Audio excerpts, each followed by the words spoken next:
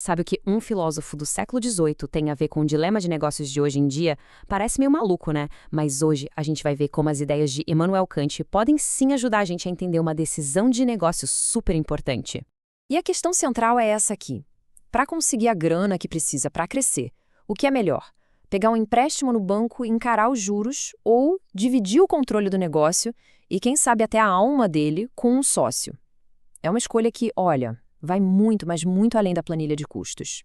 Vamos imaginar a cena. Pensa no empreendedor, uma empreendedora com uma ideia simplesmente genial. Um produto super inovador com um custo de produção baixo e que ainda por cima é 3 vezes mais durável que o da concorrência. O futuro parece brilhante, né? O caminho para o sucesso está ali desenhado. Só que tem um problemão no meio do caminho. Falta grana para dar o próximo passo. E aí a gente entende que isso não é só uma decisão de grana, né?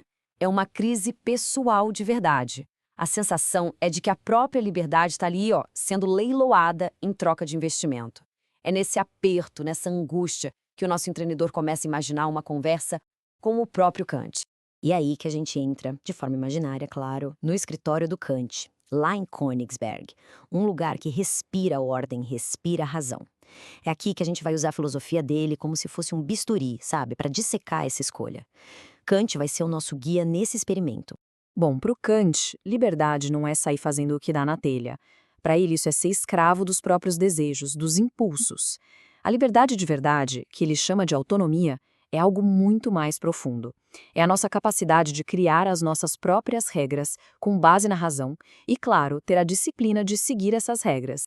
E olha, essa ideia é a chave de tudo aqui. Ser o chefe, o legislador do próprio negócio, significa que os seus princípios, a sua visão original, isso não se negocia. É justamente essa capacidade de se autogovernar que está na balança, que está em jogo na decisão do nosso empreendedor. Tá, mas e aí? Como a gente sabe se uma decisão é a certa? O Kant nos dá uma ferramenta para isso, o tal do imperativo categórico. Pensa nele como um teste. Antes de fazer qualquer coisa, a pessoa se pergunta: e se todo mundo no planeta fizesse exatamente o que eu estou prestes a fazer?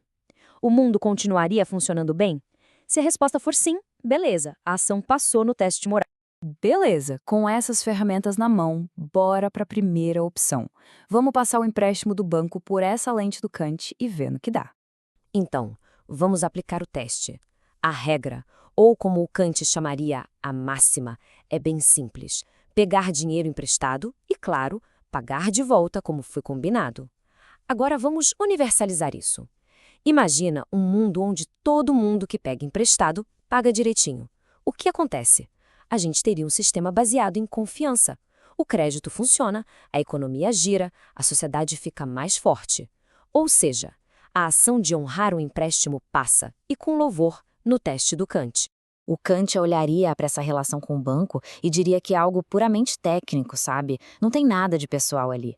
É uma condição simples. Se o capital é desejado, então o contrato tem que ser cumprido e o dinheiro pago de volta. O banco não está nem aí para os princípios, para a alma do negócio. Ele opera com base numa obrigação, num papel assinado. Acabou de pagar a dívida, a relação acabou. Simples assim. E essa metáfora que o Kant usa é simplesmente perfeita. Pensa nos juros como um tipo de tributo. É pesado? É. Mas é um tributo pago para manter o reino, o negócio, independente. É literalmente o preço da soberania. Ao pagar, o empreendedor garante que ele, só ele, continua sendo a autoridade máxima, o rei no comando. Ele preserva a sua autonomia para decidir o futuro da empresa. Então fica bem claro qual é o perfil dessa primeira opção, né? Uma relação totalmente impessoal, o risco é financeiro e o que eles querem é o dinheiro, ponto. Mas e a outra alternativa? Como ela se compara a isso? Bom, do outro lado da moeda, a gente tem uma relação pessoal, onde o risco não é mais só financeiro, é um risco moral, e o que está em jogo ali não é o dinheiro, é o próprio julgamento. A diferença é gigantesca. Agora vamos virar a página e analisar a segunda opção, aquela que de primeira pode até parecer mais amigável, mais humana, mas que na visão de Kant esconde um perigo bem maior: o sócio capitalista. E aqui está o pulo do gato. O empreendedor saca qual é a real intenção do sócio. A parceria não é sobre um sonho comum, sobre uma visão compartilhada. Nada disso. É sobre usar o talento e a ideia dele como um veículo, uma ferramenta para o investidor multiplicar o próprio capital. E é aqui que o sinal de alerta do Kant apita mais alto.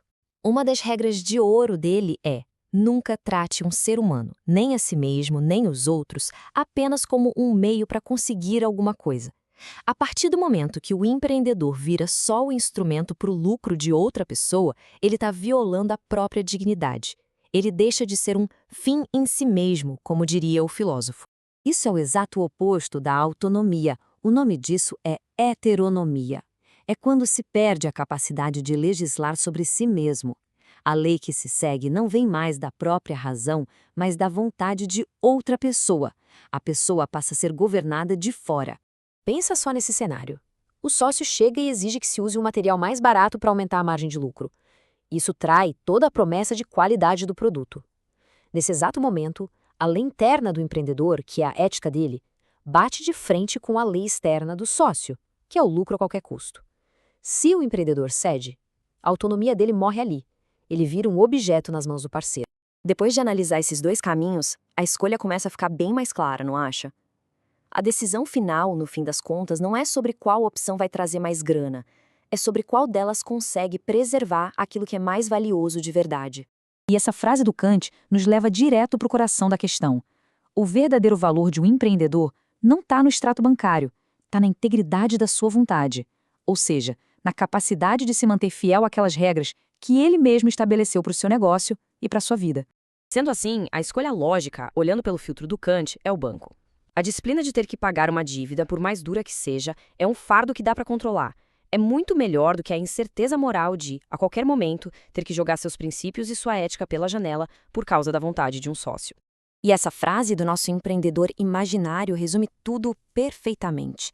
O peso da dívida é aceito porque, bom, é só um peso. O que ele ganha em troca não é um simples alívio, é o poder. É o trono da decisão, o lugar de onde ele pode governar o próprio negócio seguindo as suas próprias leis. E toda essa análise nos deixa com uma pergunta final para a gente refletir. Em qualquer carreira, em qualquer decisão importante da vida, quando uma escolha parecida com essa aparece na nossa frente, o que é que está realmente em jogo? No fim do dia, qual é o verdadeiro preço da autonomia?